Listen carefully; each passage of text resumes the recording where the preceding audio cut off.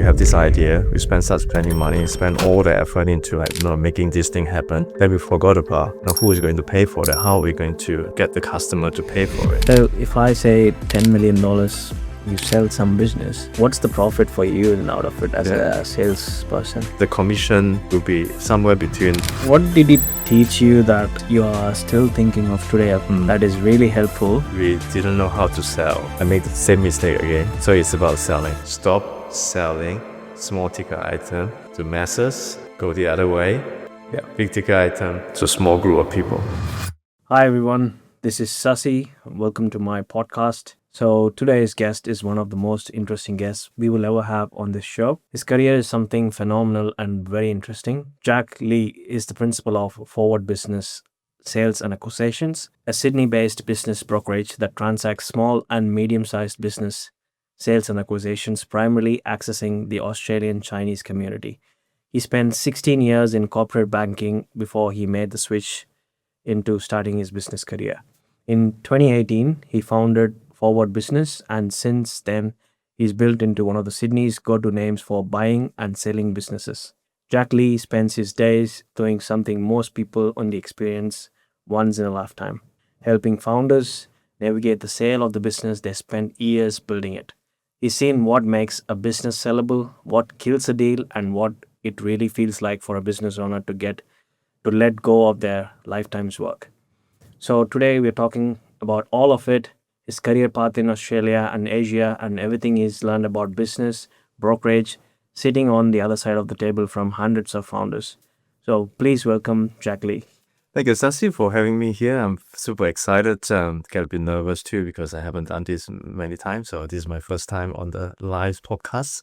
So bear with me. And also thank you for giving me this opportunity. I'd love to share my thoughts and over the experience that I had. And so hopefully can give some audience a bit of exciting adventure that I did. So yeah.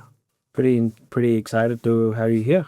So I'm pretty interested to hear about your early life, how it all started, where were you actually born, and what was life like in Asia? Yeah. And pretty keen to know what did you do from very young age. Yeah. I think definitely shaped my life since my childhood. So I was born in Malaysia. I was born into a family of 5. Malaysia is like 32 to 36 degrees every day, so whole of hell. And I was the middle child. I got an older sister and a younger brother, and they are straight A student, and that was me. So I was probably because I was middle child, and also we have 2 straight A siblings. So I was the person that's always seeking attention. Okay. So probably a bit because I have nothing to lose. So I'm the risk taker. I have been a risk taker. I love to try something new. I do all the naughty stuff, everything that you can name. Bicycle, bike, smoking, whatever things that you could think of. And I thought of this, this is my sister and brother. They couldn't do. In fact, they didn't want to do. So that was the one. That was me. So we've got all the freedom to do things you wanted. Yeah. Correct. Yeah. So that's why. So I got 2 idea brother and sister, and then I have the freedom. Okay, that's good. And you were based in Malaysia when you were born. Yes. And so, what age did you actually plan to migrate to Australia? Does that happen for work, or how did you end up come to being to Australia? Yeah, it was kind of a series of journeys. So even up to say I was in my 20, I didn't think of migration at all. How it started was I finished my primary school and high school back in Malaysia. Then I got an opportunity that my parents sent me to study my uni in Melbourne. Okay. So I finished my uni in Melbourne, and I still remember the first time that I landed in Melbourne I was like 18, 19 years old. Pretty young, eh? Yeah, UDL was totally freedom. So parents not around, that feeling.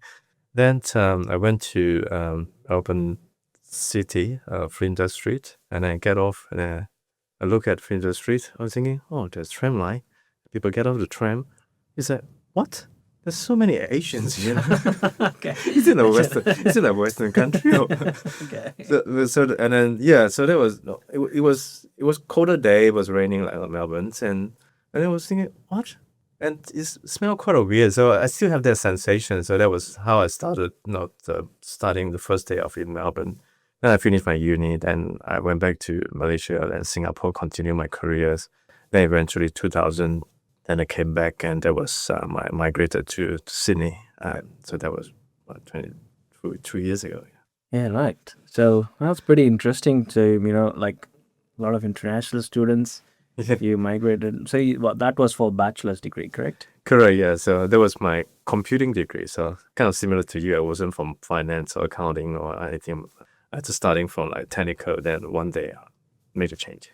All right, pretty interesting. So you still have all your family in Malaysia? Correct, yeah. So when I came back to Sydney back in 2004, I felt like I only have one kind of distant friend living in St. Leonard's. Yeah. I have no one here. Yeah. So so my family was still back in Malaysia. So I travel back every year. Okay. So with family, you just go back and come back. Yeah, that's right. That's pretty good. So what did your parents do for work, and how did that shape how you think? And did you have a mindset to do business from early age? Does your parents influence you in any certain way? I think definitely yes. In fact, when I was young, I didn't know anything about careers. And my parents run a small business. My mom run a retail business, and also my dad has a farm. So that gave me some ideas of buying and selling. So, for example, like from my mom's side, retail. So, of course, as any of the families of your parents runs the business, that you got to help out. So since I was young, had been in the shop helping, selling stuff, selling this and that. And also from my father's side, he was a farmer. Yeah. So we plant rubber trees, and the rubber tree, I don't really know, but it might take 6 or 7 or 8 years before you can actually harvest it. Yeah. So there's a long investment until you actually come back with the return on investment. So from the retail side as well, I started to see about business selling, but it didn't cross my mind at all, like running a business. And also I don't think that my parents was thinking to hand over that business to me, because they know that eventually I'll go somewhere. And so that was my early days, and as I know something about it, but I wasn't into that, just as a helper. Okay. Yeah. So you basically you tried out yourself and sort of learned from Yeah. So kind of so as a journey go as well, just somehow things one thing after another, and it's a journey that it led me up to that. So pretty good.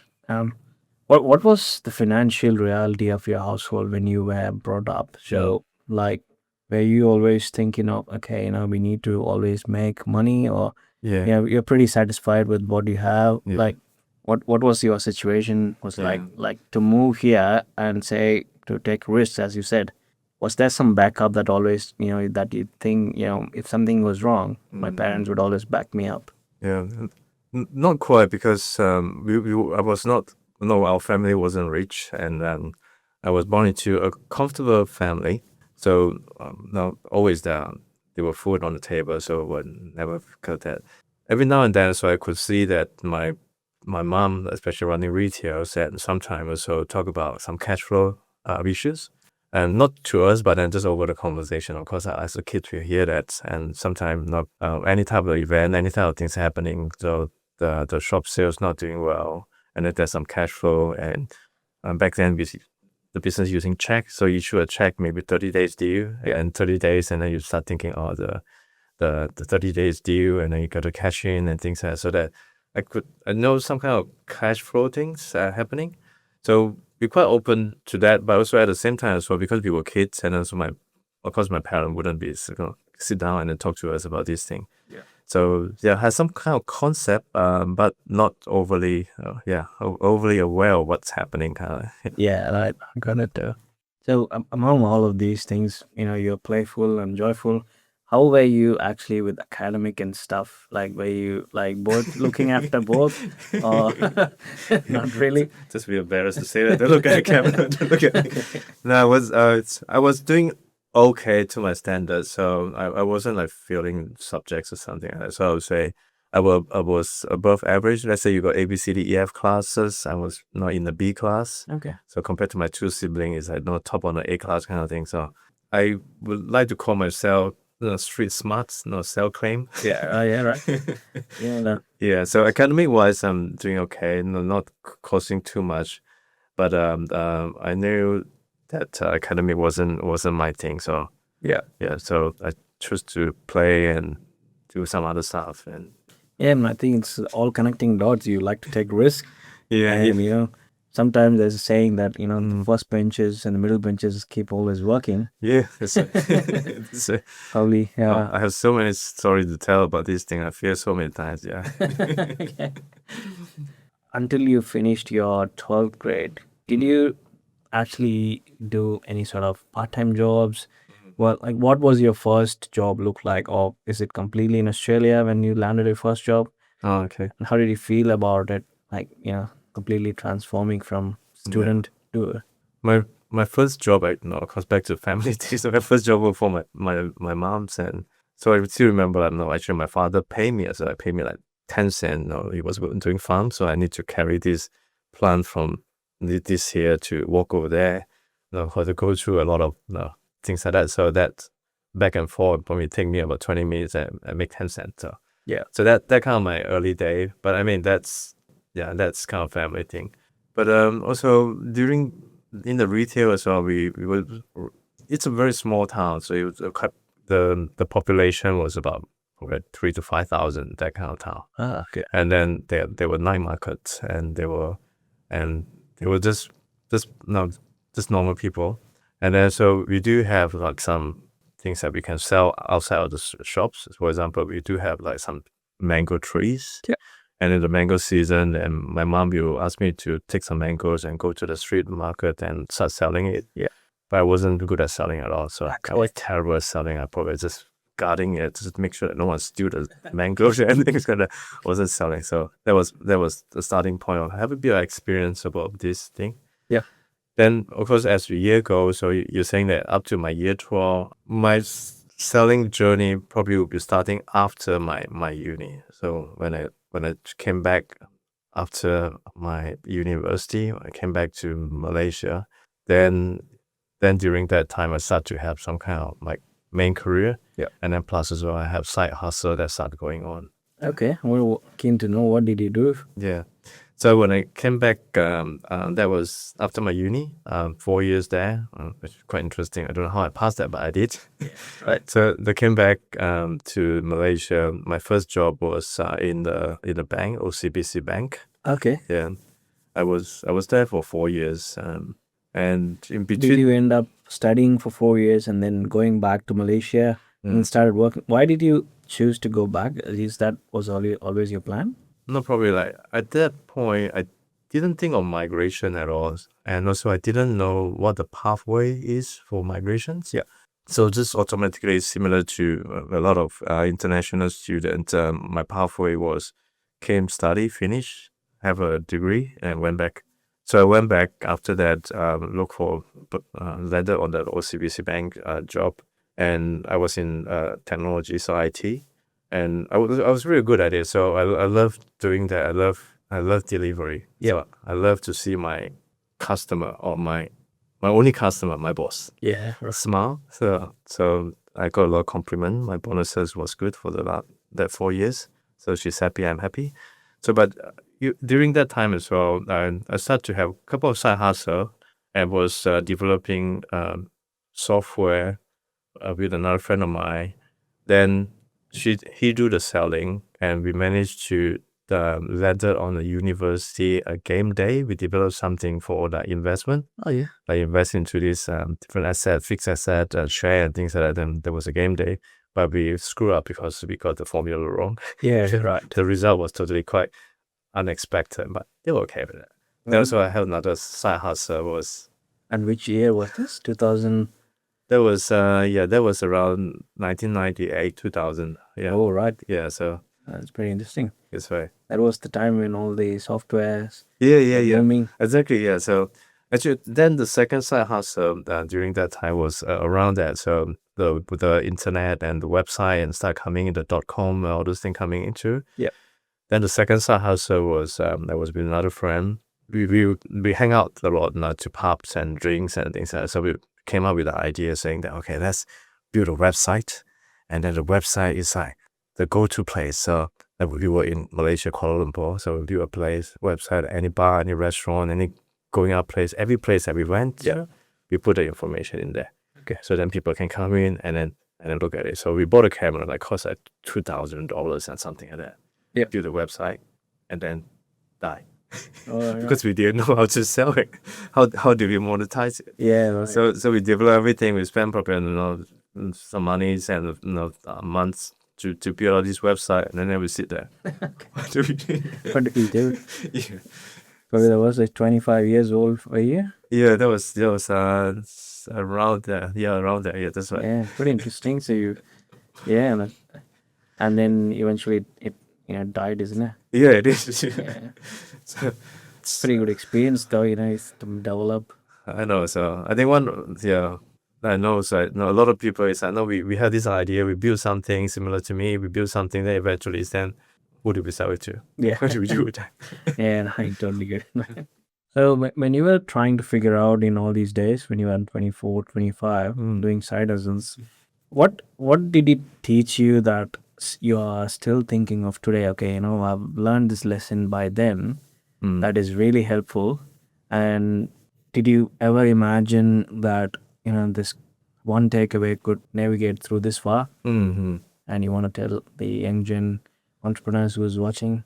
Yeah, I think back to that point is about we didn't know how to sell. I'll share you another story later on, probably if you have a chance about.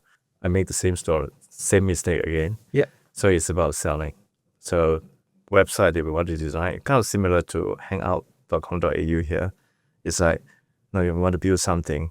We have this idea. We start spending money, spend all the effort into making this thing happen. Then we forgot about who is going to pay for that. How are we going to get the customer to pay for it? Yeah.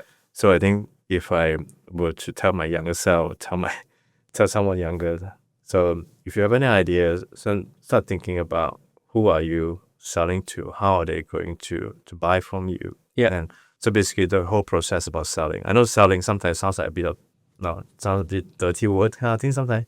But then in fact selling is about business is about selling. And selling is about very healthy stuff. So that's one word I would say. Think about how are you going to approach your customer? Yeah. How are you going to have that exchange that you deliver your product or service and someone put out their credit card and tap on you? So, Yeah. Yeah.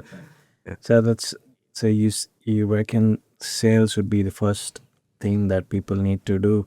yeah. Then before then operations. That's right, yes. Okay. Yeah.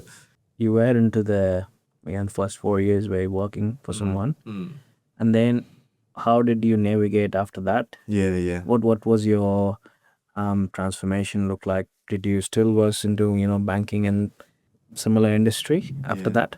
What was the change? It's the whole journey went on about 7 years before I came back to Australia. Yeah. So back to the OCBC Bank day, I was good at it. I do enjoy the bonuses. I do enjoy my approval from my bosses and everything. I do enjoy delivery, but I came to a point that I was just thinking to wanting something. I didn't know what I want. I remember back in that day I was still smoking, so we can still smoke in the building. So I was in the building. I was smoking and looking at the windows and the birds flying, trees and building. Then I told myself, saying, I want to get out of this place. I want to fly out from here. And then that thinking went on for a few years. Then eventually ended up 4 years later, 4 years there. Then I moved on to another consulting firm. So to make a change, go from a banking traditional company, went on to a consulting firm, an international consulting firm. So then from that, about 2 years later, then I moved again because I was continuing looking. Just something there, just that naughty kid said wanting something. So So I moved on from there to Singapore. Yeah, and that went on to another bigger consulting firm, Capgemini. So I was there for a few more years, and What did you do in Capgemini? yes, she's a consultant. So I was working for a client, a Virgin company. They do have a Virgin Mobile at that point. Yeah. So I was a consultant over there, so doing the system deliveries and things like that.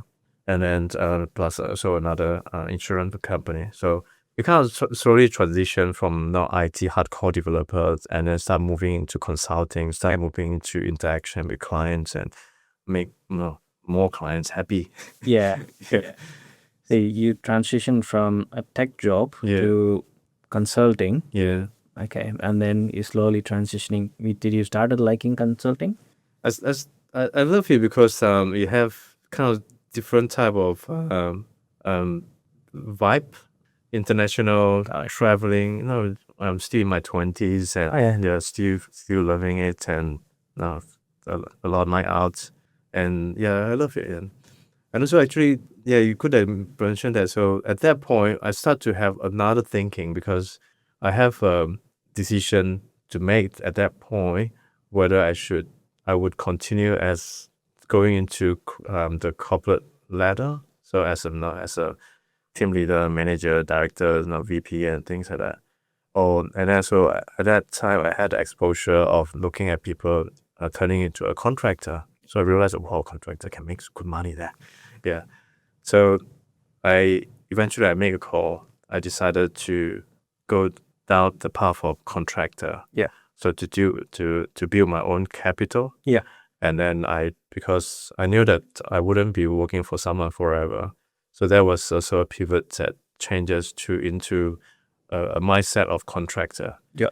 If you think about the mindset of contractor, is only two things: that either you deliver, you meet your KPI, or you don't, you're out. Yeah. Similar to business owners. So if you deliver well, then customer will continue buy from you. Yeah. If you don't, you're out.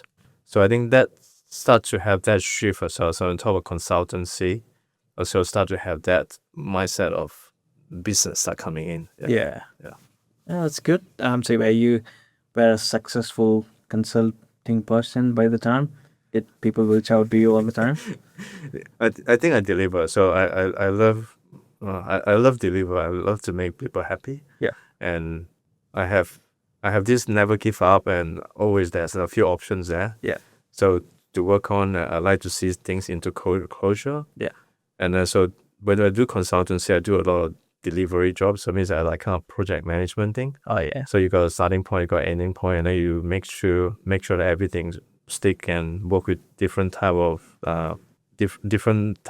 experts, and they are much better knowledge than you, and you have to guide them, work with them, and to deliver something. So yeah, I love that. So just all the variety, and every projects are different, everything that we do are different, and I love it.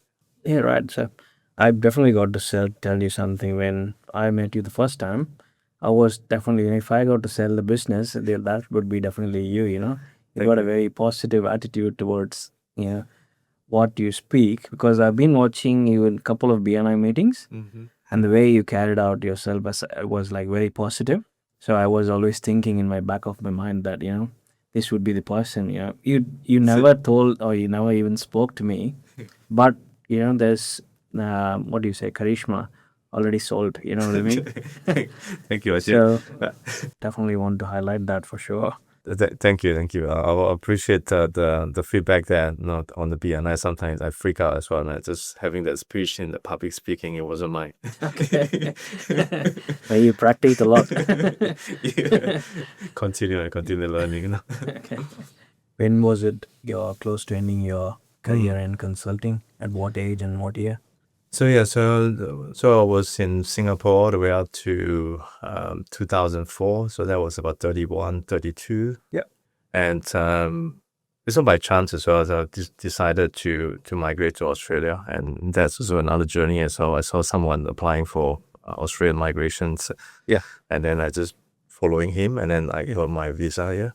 I got married in 2000, the year before, 2003. Yep. So 2004.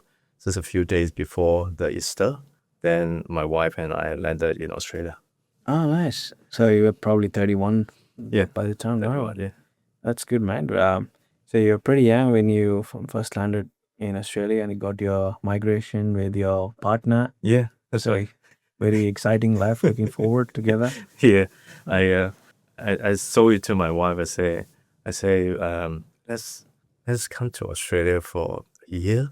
Yeah. Let's see how it goes, and if it didn't work out, then we'll go back. Then, yeah, then and she bought it. Then we were here. And So here you go after how many years now? yeah, 22 now. Yeah, Oh, no. That's yeah. very, very long ahead. So before that age, like, is there something like, if you think back, Mm, was that a big failure that you faced mm, before that 31 years of age? Is there anything like huge that mm. you can think of, like that really pulled you down by mentally or Wasn't really something huge, but a kind of series of small failures, and I'm a person that kind of happy-go-lucky person, and I do at some point there will be some emotional thing that drag me down. Even sometimes I deliver a project and it didn't go as planned, and sometimes I was expecting it didn't go as planned, and also we were actually before we came to Australia, so we were kind of deciding whether we should stay in Singapore or Malaysia, and that was also a bit of challenging situation and all this thing happening as well. Yes, but I think if it, in let's say if relate to personal wise, I'm pretty lucky. I think from the career and business wise, definitely there were multiple things that happened there. So including that $2,000 cameras and delivering the website and yeah, also trying and things like that. Yeah, yeah.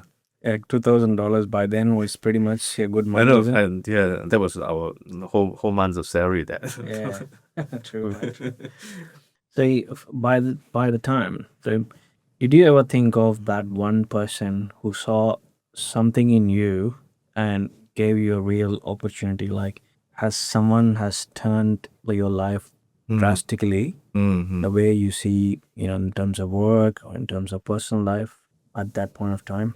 So I think so when I landed in 2004 here, so from 2004 to 2012, before I started my business brokering, so there was a 8 year period of time that I was still back in corporate. So I came here, I worked for Optus, I worked for Westpac and Macquarie Bank.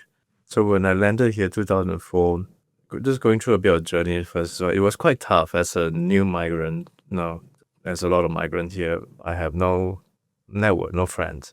I only have one distant friend that in St. Leonard's, and I know nothing about Australia, so I have no knowledge about even like corporate life here, and then just pretty much just starting from new and building everything there. So for the first 4 years was I think quite tough, kind of finding our own space and identities and everything. So also deciding whether should we go back or should we stop here or things like that. Of course, life still go on. Yeah. Then I went working for someone, different companies. I think so. I continue on as my contractor journey. So just focusing on delivering. So Yeah. at the same time as well, building my capital. So for something in the future. So then all the way up to I think I got to say that. So in between that, so there are many people helping as well. I think the people in nature, it's helpful. One others to be good and just want to help people. So I do get a lot of help from different people at any stages. Yeah, even today, even yesterday, and things like that. So there are a lot of people helping me along the way. Then all the way up to 2012, I did another failure that without another project that even bigger project that I failed. Then with that, then I move on to something. And during that time, there were two people came along Yeah. that give me a great help for that. And then I think that would be the two people that I would say that give me the biggest, see something in me and give me the opportunities. Yeah. And would you like to highlight them in the Yeah, show? yeah, absolutely. Yeah. I'm happy to do so, yeah. So maybe just paint one step back. So I was in career life, similar to my OCBC bank. I was kind of want to fly out from that window. Then when I was in my consultancy roles and I wanted to make a change, so from one to another. Eventually in Singapore, then I make the move to Australia. Then in Australia, it take me another 8 years. Yeah. So it's such a long time. Yeah, it is. Yeah. Then I want to do something. Then eventually I say, that's it. I want to start my corporate life. Yep. And I told my wife, let's give me some time and then I will try something new. And the first project that I quit my job was with another friend developing another marketplace. Okay. Yeah. The marketplace is kind of similar to like Airbnb, for example. Airbnb is for property and for the accommodation. Then that is it's called expert local. So it's like you can have experts or local people. Yep. To provide services or products. Can be a tour, can be English classes, could be something. Just like any individual can provide a service through the website and someone can buy from that. So we developed that. That the person you highlighted, Yeah. a couple of people, did they really involve into this? No, yeah. So that was a bit early stage. So that was just a friend and mine, a colleague backhand that we decided to do something. So we spent a lot of money in there. We actually spent about 60 grand to develop the software. Right. So we hire a top end consulting firm and develop that because we were contractors. So we can't afford that. Got it. So we spent the money. Same mistake second time. So we develop all sort of things. Yes, it looks wonderful. Okay. How do we sell? Okay. We thought like, no, you develop the software, you put it on the website, Okay. switch it on, everyone will be just jumping and buying. It's not. So we closed down within a year and we lost the money. But then at that point, I left corporate life already. I left corporate. So I was into looking for something. I didn't know what I was looking for. And then I trying to go to all sort of business courses that I can attend, course to learn anything. YouTube and podcast wasn't that common yet.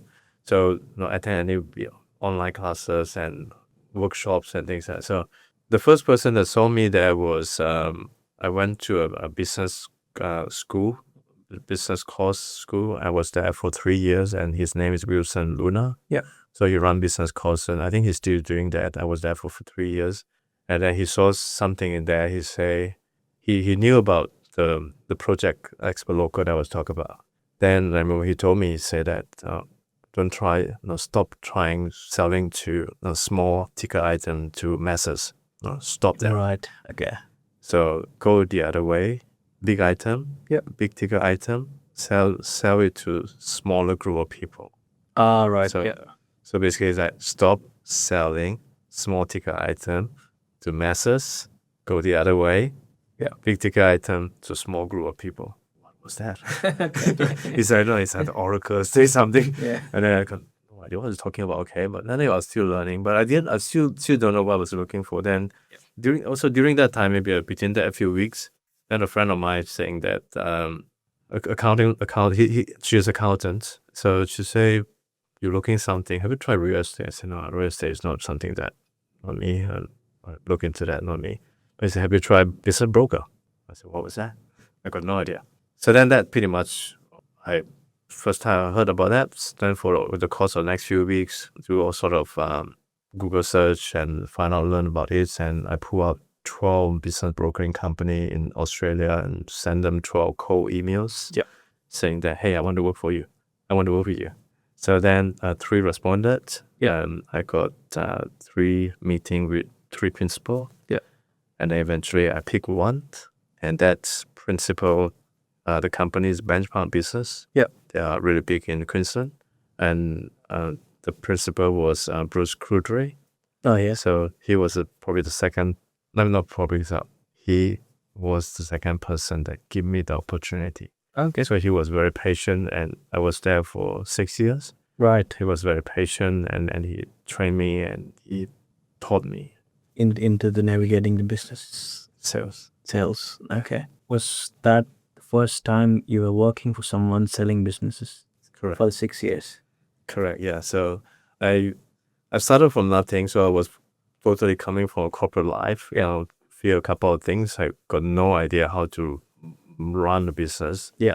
And then imagine that I have to now selling the business. Yeah. I don't even know how to read proper P&L now. Yeah. Not to talk about the whole supply chains, and I probably can't even differentiate the retail and wholesale. Yeah. Got it. So he trained me, and that was quite interesting as well. I was very transparent to him. I said, Bruce, I'm Asian, I'm Chinese background. I can speak multiple languages. So that was 2012. 2012. Then there was a time that a wave of Asian, or especially Chinese migrant coming through, a lot of capital that coming through. Yeah. So I told Bruce, I say, I see that happen, and I know the culture, I know the language, I know how they think, but I got no idea about how to sell, business brokering, businesses and everything. Can you teach me? And I will bring the Asian customer, Asian clientele to you. Review that network with clients. Then he said, deal. Okay. So that's how I started. So he offered me the opportunity. Yeah. Okay. So your employer basically helped you to Yeah. start your business. That's pretty interesting. Yeah. And also that's also because the business brokering, it's also the arrangement is not my employer, but he is more like we are working under his umbrella. Everyone is individual PTY Ltd. So we have It's our like own consultants for correct, that yeah. company. Correct, yeah. So everyone working, and then he was I mean, he's a principal of the company, and then everyone has own company that working under him. So That's very interesting. Like, a lot of people would obviously see that, this, for example, X company sold for that many multiples, this Yeah. many multiples, and who's actually selling this? And, and now we know, like, there's pretty much a whole bunch of people who are, like intensively doing this. So it's pretty interesting yeah, it is. to actually know especially for in this generation, I see a lot of people actually do it as a project. So they start a business as a project. They do it, try to maximize the output that they can get and try to sell it. Yes. Make it ready for other people to run. That was a very good example. So if you look at the current, let's say you look at the news, and so you got private equity firm, you got VC, and then you got the big super fund and things like that, investment companies or investment company with doing the sales. Then you got VC, they will build something from zero to, let's say, $10 million.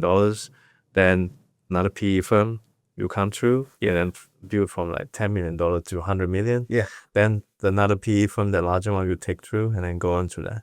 So kind of that's exactly you say. So they will build this and maximize it, and then they know next one who will be picking up. Then they continue on their journeys. That's pretty good. It's very specialized niche that not a lot of people know, isn't it?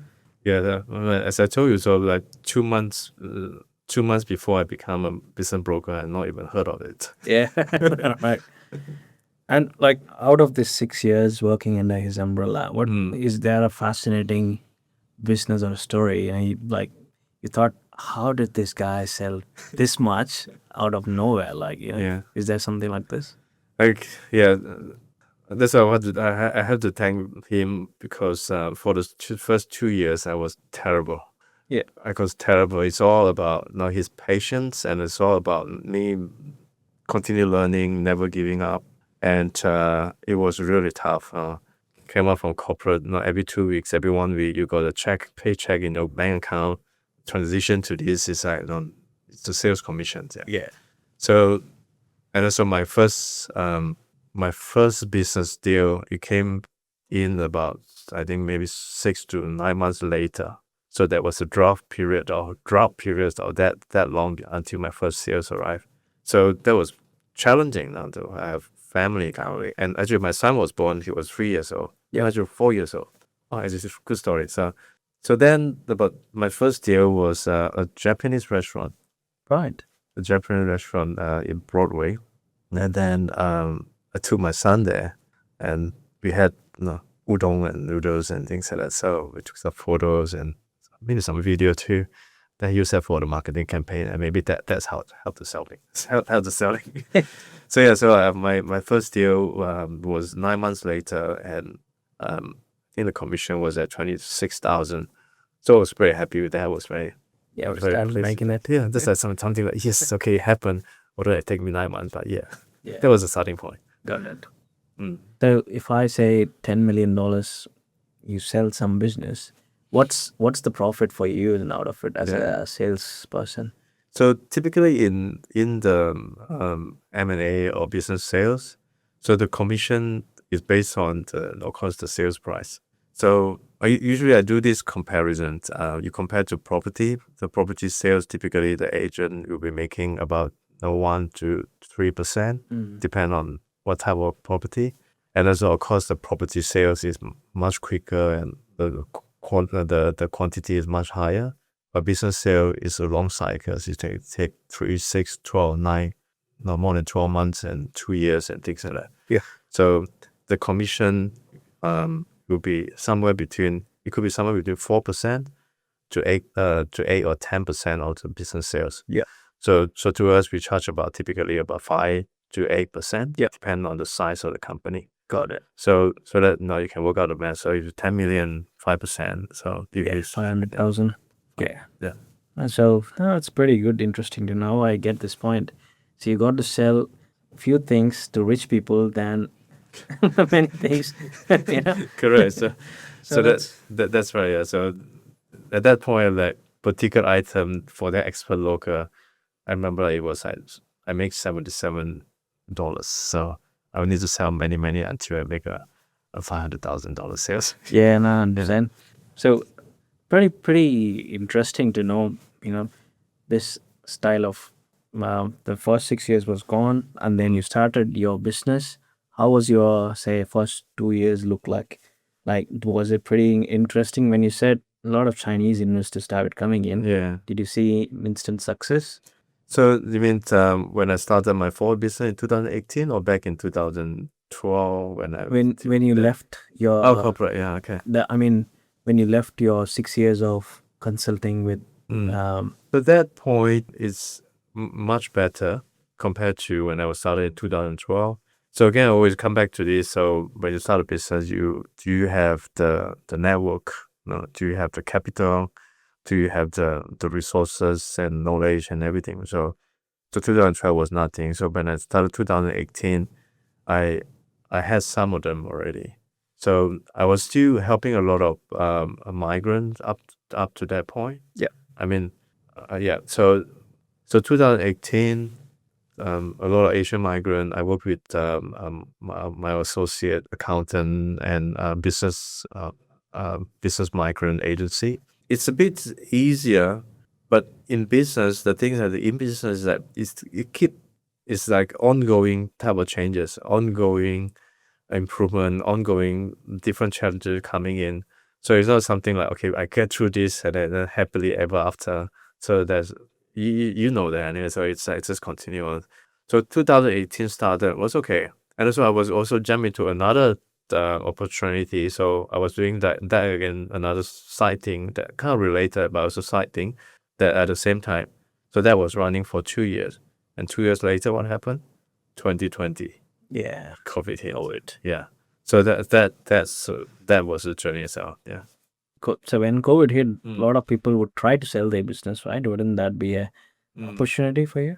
Not quite, because firstly, yes, a lot of people wanted to sell the business going down, but what value is that, and who is going to buy it? So same thing. So you have wonderful product, you have not wonderful product, and no buyers want to buy it. So that's a challenging bit, right?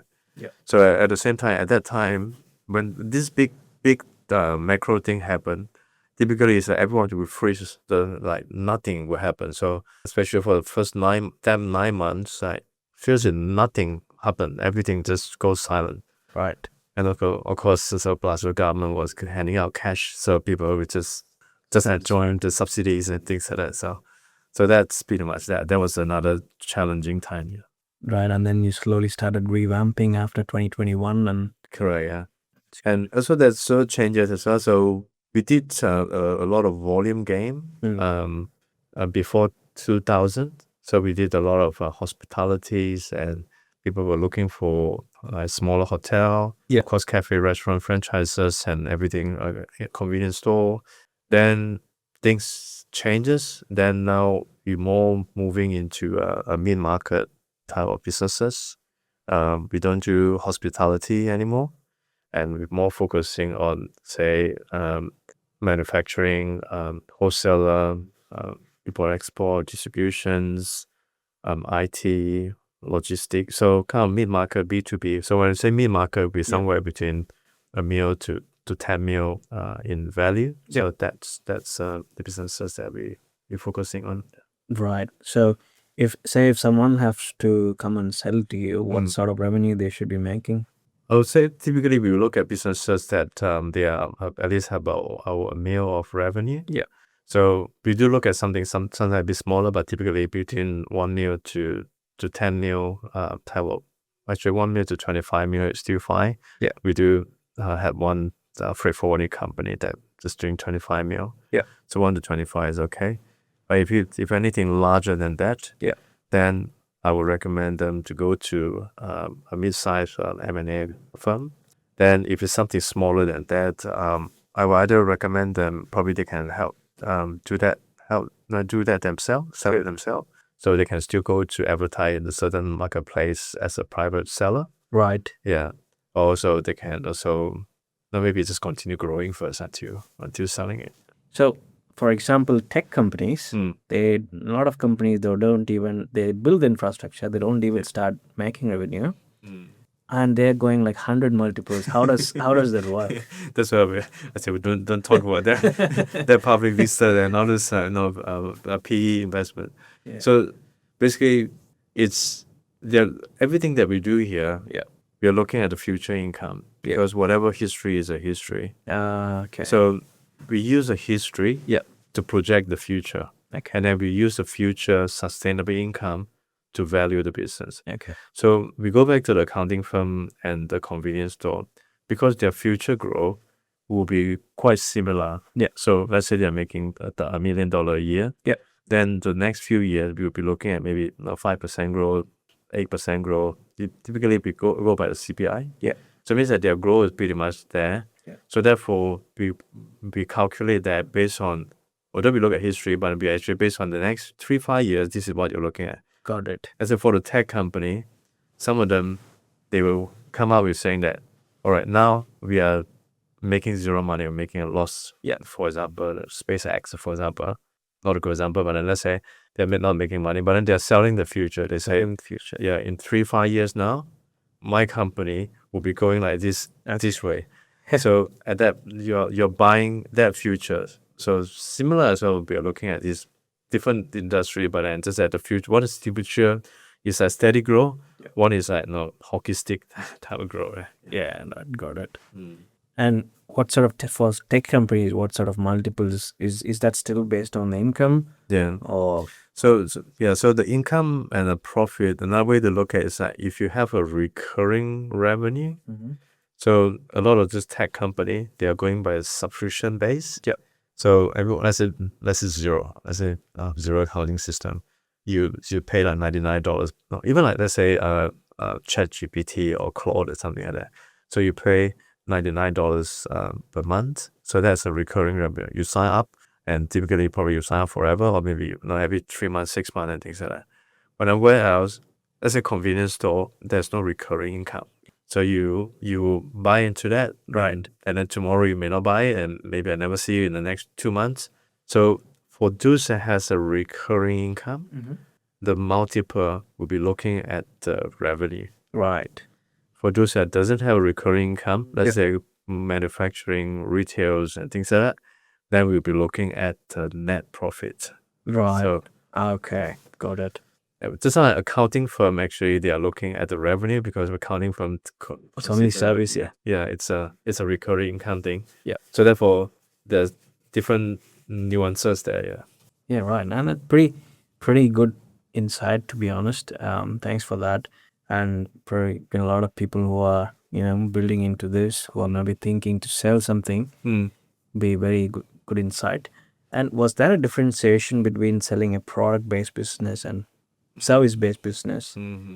Is there a higher, say, in terms of valuation? Say, again, product-based, say, for example, if someone is selling a brand of, say, clothes or products like shampoos and things like that. They have their manufacturing and all these things, but service base is only human based. Yeah. So something which is already it's even anyone can do this, but service based it means only certain people can do it. Yeah. The risk of failure is more in the service space because it needs to be same constant to sustain. But in a product, the product is already built to certain standards and it's just replicating it. Yeah. It's I wouldn't say that there's no differentiation in this sense for just in the large category. So not like all product will be like this, or all services will be like this. So there's no saying that product is this, where services is this. Right. But then you break into smaller type. So let's say within services, then you have property services, you have different types of services. And within that services, then you break down into industry. And the industry will have a kind of different type of multiple.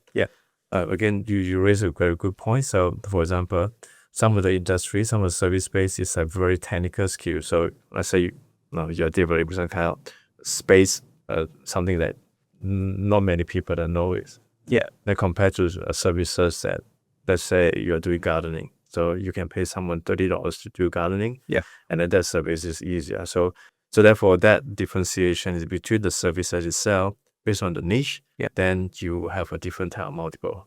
So it's similar to product as well. You develop a product that's let's say a coffee cup, then compared to something that is high tech and things like that, then of course the niche you have, you command a different type of multiple. So that kind of the differentiation is there. So Right. but I think you mentioned about this multiple. One thing that I want to say is it does a lot of there's owner dependency as well. Right. So because you're saying skill set, right? So skill set typically tied to people. Yes, correct. So let's say a podcaster. Right. It's hard for you to sell a podcast business because you are the brand. So suddenly, Sasi is not here now. I want to see Sasi. Sasi is not here. So you sell the business, then you podcast. But then if you have a podcast studio, it's different. So it's a studio, it's a business. So whatever sit in here, lesser important compared to the facility and services that you provide there. So therefore, certain business is very tied to this. So therefore, let's say take another example. Let's say dentist. So dentist, of course, when you started, it's all you. So you trade your time for the money. Then as you go, then you can actually build that as a dentist business. So you still use a brand. Then you open up a second clinic. Then maybe you spend 50% there on the overall.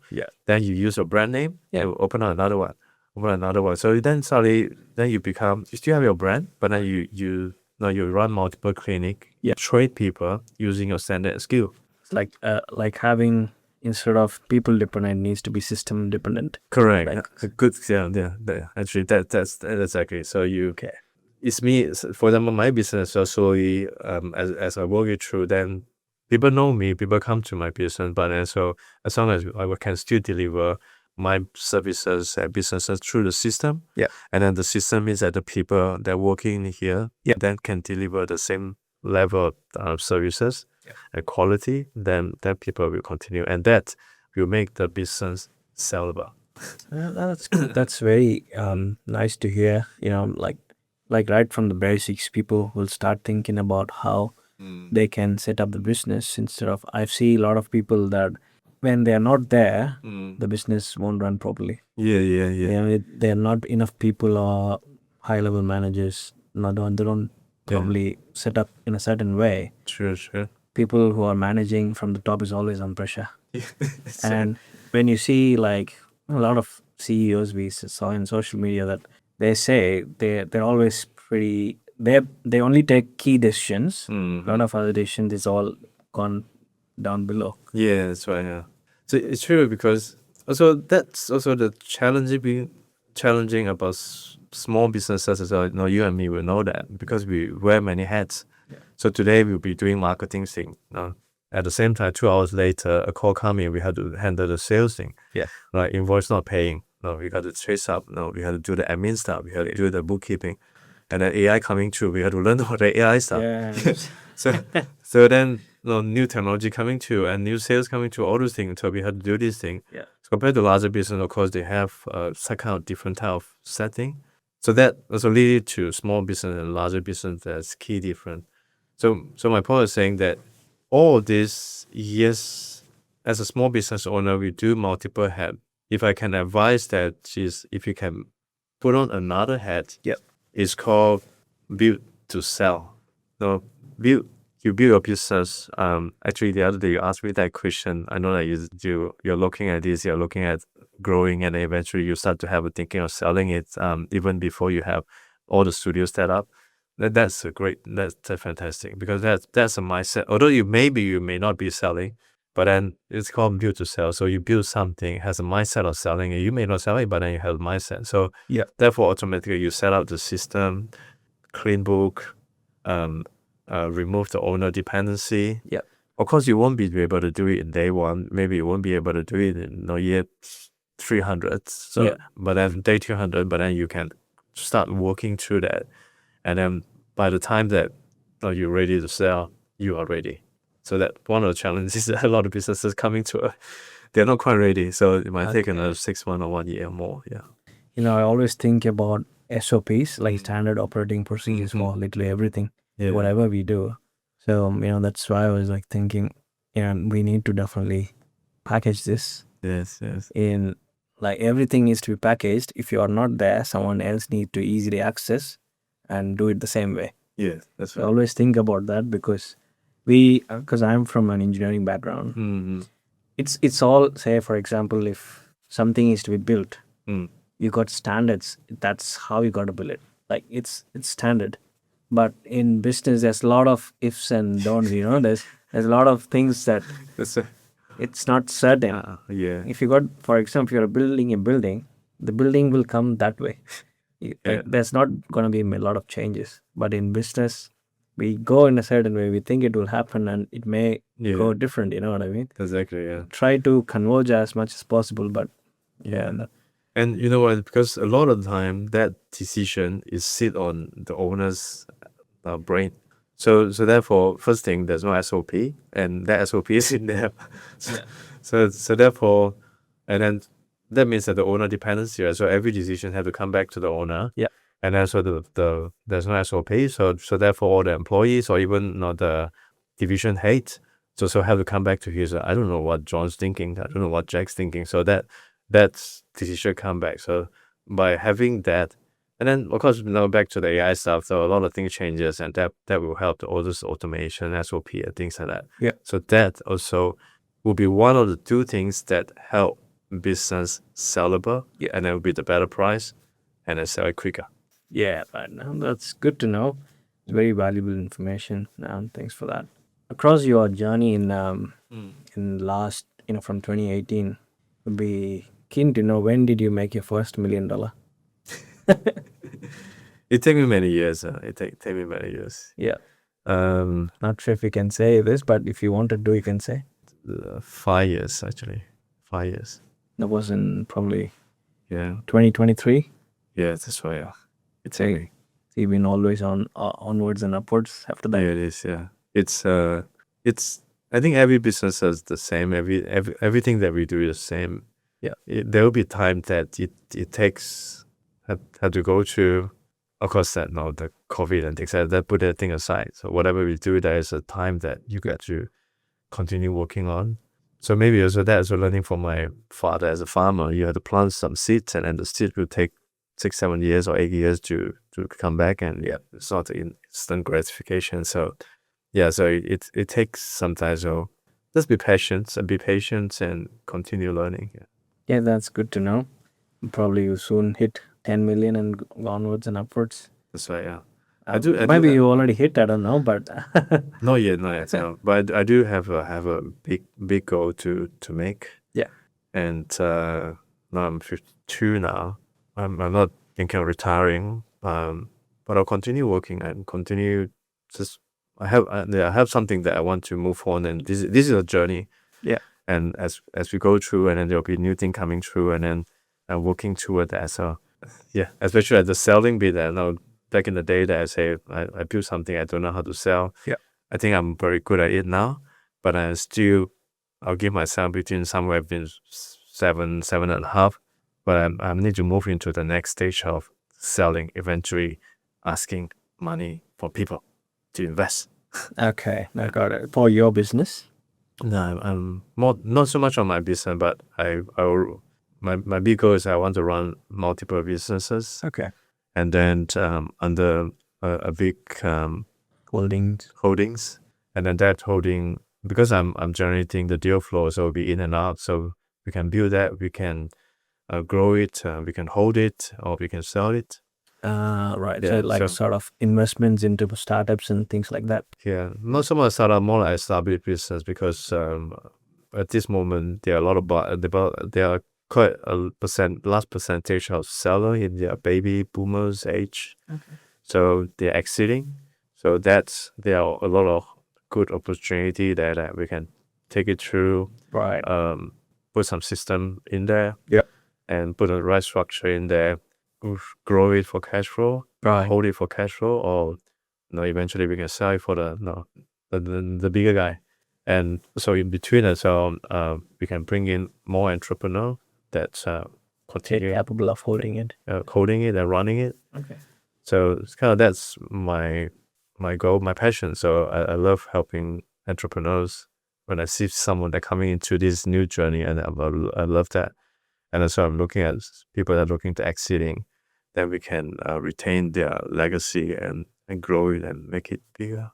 That's very nice to know that you've been passionate about the whole ecosystem in this. When you say like you wanted to say involve with investing in, is that a demand? I wanted to know, is selling and buyers, say, is that equivalent, or there are more buyers or there are more sellers? I can't really speak on the whole market because I haven't really done the deep analysis into that. But I just from my own experience and observation, one thing for facts that we know, a lot of baby boomers come to 60, 70, 80 years old. And from our experience, so we also deal with a lot of baby boomers that are looking to exit. So they run a very successful manufacturing, logistic company and everything like that. And the next generation, they're not interested. So they're rather to work in the corporate 9 to 5. Heard it. And so they're looking for someone that to take over. So definitely there will be more businesses that are coming out. So the sellers are coming out. So, and also due to the new CGT budget things that will be impacting the CGT, starting 2027 July 1st. Yeah. So the next 12 months, we foresee that there will be some higher numbers are coming through. That means that more sellers coming to the market. More sellers. Yeah. Then from the buyer side as well, I can't speak for all, but buyers are always there. But also the buyer's quality also changes as well, because there are more knowledge and that people can acquire. So through podcasts, through YouTube, or through AI, so they have more knowledge. They know more about buying businesses and what are the target, what are the things they're looking for. Yeah. So the quality of buyers and more niche into areas that they want to go into, Right. then it's coming out. So therefore it's all kind of positive news for both buyer and seller. So there are quality buyers out there. Yeah. And also there are keen sellers out there that are coming more and more. Yeah. So I think for the next, I'll say easily for the next 10 years will be good. Yeah, that's good. That's very good to know. Because I was under the impression, say, in buyers, especially, they would be like probably bigger parties. And, I'm not sure if that's true. In order to save some tax, they build capital, invest in companies to actually, as showed as deductions. So, and also their portfolio grows, and only those sort of people would start, say, buying all of the things. Because I've been into construction, these contractors basically do pretty much, they buy as much as they can from the profit. Yeah. and they keep it as companies acquisitions. Yeah. Like they go into real estate, they go into property developments and all different sort of things. Yeah. Is that how it works? Is usually people buy? Thing is probably that it's probably just one of the category. So for they have their own purpose objective to meet. But in generally there are different type of buyers that we are dealing with. Yeah. So of course we also talk about there are bigger players that they are like not private equity fund but smaller ones. Say let's say something that they can invest up to 5 million. They come to us looking for certain type of businesses to buy. There are also business owners that they want to expand. So let's say you have a studio, a podcast studio, then you have another podcast studio in Queensland. Yeah. That they have 3 studios that you want to acquire. So you expand your ground. Oh yeah. So those are the people that want to expand into different areas. Right. Sometimes geography, sometimes vertical. Yeah. So that's a business owner, and that's how I was saying that now the investment firm, private equity. Then you also have individual. So individual would be people that they could be working in a corporate, they have their day jobs. Yeah. And then they could be looking at a side hustle. They could be looking at a potential transition in the future. So Right. they start something. Got it. Or they could be just looking for something they get bored, so they have some spare cash to do their passion and things like that. Yeah. So those are the buyers around that category. So we do see a lot as well. So people start to have some thinking. Yeah. They're still working for corporate. I think that's a fantastic way to do that. You still have a corporate job. Yeah. Then you start looking at something and you start running on the side. And then when this business take off, yeah, or can surplus or can overtake your current income, then you can switch over to that. Yeah. Right. That would, people, I'm not sure if people would have enough money to buy a business. Instead, they starting their own. Like, say, starting their own could be something cheaper. For example, say people working all their way. Yeah. Would they take that much risk to buy a company? So the risk is quite a relative thing. So I'll give you one example. So my own example, it took me 6 years to build forward business. Yeah. So within that 6 years, I told you I have to learn for something. I know I was shit in sales and everything there. But if I knowing what I know today, if I had the capital, I probably let's say I continue working to make my to build up my capital for 2 more years. Then I buy into a business. The business is already have pretty much all everything. So you got customer base, you got supply chain, you got your branding, you got everything in there, plant equipment, everything running. You have a balance sheet, P&L, everything's running there. On the day one, you have cash flow coming in. Yeah, got it. So then sometimes people think that building a business is cheap. Yes, in a way, but it will take twice the time or 3 times the time until you build up to the cash flow. Right. That's true. Very much true. So that's kind of different. So knowing what I know today, probably now I probably will not probably. So I will look at a different way, build the capital, I would say. So a lot of people haven't got capital, build the capital, especially like for young people that they have a day job. Let's say they work for a company 9 to 5. Yeah. Nowadays, a lot of people working from home half of the time. Yeah. So you have some spare time. Yeah. You got 40 hours work for someone, and then you have another 40 hours. So you start building that. So you got spend another 80, 90 hours a week. So building that, continue working. Correct. Then that's how you build a capital and then build your knowledge, and eventually you can do the transition. Yeah, that's pretty good information for a lot of viewers watching this, because a lot of my friends, they always wanted to start something, but as you say, that's another way to think through. There's a bit of risk await in that process. Yeah. Thanks for letting people know that. It's true. I think one thing I do want to speak to give my own experience. So cash flow is important. Right? You have family to feed now. Yeah. If you are young, 20 years old, you live with parents and you live in there. Great. So that means that your expenses is minimum. So you can take more risks. Correct. So, or potentially you can quit your job and then you can still go into your passion project for another year or two and something like that. So that's fine. But then when you have not, then you have family to feed, you have rent to pay, you pay and everything.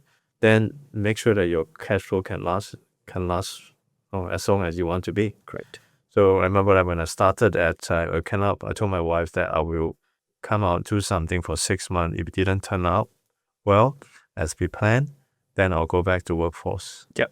So it's kind of that's the plan. So if something work out, then if let's say you are already have a 9 to 5 jobs. Yep. And then that's a better way, so you can continue receiving your cash flow coming through your paycheck. Yep. Then you and your spare time, pretty sure you can squeeze out another 40 hours. Yep. And then doing your side business, and then a few years later you have the capital. I'm not saying that you have to buy a business, but that's the way you do that. So you can buy a business and you can run it on the side, and then it's going through that way. Yeah. That's very interesting knowledge that, people definitely need to watch this, whenever there's an important point I need to. I tell you what, the one more advantage of that is that if you're working for someone, means that you have a very consistent income. Yeah. And the consistent income that will be able to get finance. Yeah. So if you buy a business and you have no income at all, you probably cannot get the finance, because you only 100% depending on the future business that you're going to buy. Yeah. That's hard. But then if you have an income, whether you're making 100,000 or 50,000 or 200,000, whatever, that itself has a proven cash flow coming through. Right. You use that, and then plus the future business that you want to buy, you have the cash flow. You go to the bank saying that, hey, I want to do this. Yeah. You get money. And I have a case that this guy here, data engineer. Yep. And then he and his wife bought a dog business dog grooming business from me. Mm-hmm. And he managed to get 100% of the finance, because he's a high income earning. Yeah. He didn't quit his job, so he'll be working part-time. The wife quit the job and working in this business. So because of his cash flow, plus the future business cash flow, the dog grooming business add up, the bank actually help him to keep 100%. But don't use it as a benchmark. Hardly you get 100%. Got it. But you'll be able to get 50%, 75%. Because it's already cash flow in. Correct, yeah. Because banks, they will look at the serviceability and the risk and everything. Yeah. So they look at these two. Got it. Then it works out. So that helps. Pretty interesting story. That's very valuable information. So throughout your journey in last from 2018, is there something like one piece of advice for young gen entrepreneurs who are planning or who are already in? What would be that one piece of advice you say, okay, you need to definitely have this one trait, or maybe you can 2 trait or 3 traits you want to mention? I think first point, that's my own experience, of course. Learn how to sell. Always learn how to sell. And if you look at these successful people, whether they are they raise fund and things like, it's all about selling. Yeah. And again, don't think about selling as dirty word. Yeah. You go to employment, you're selling yourself in the interview. No. Yeah. You're looking for a partner, you're selling yourself to your partners, okay? So learning how to sell, first thing. And second thing is like, you got to take action. You got to not afraid to fail. Yeah. You have to fail many times. It is.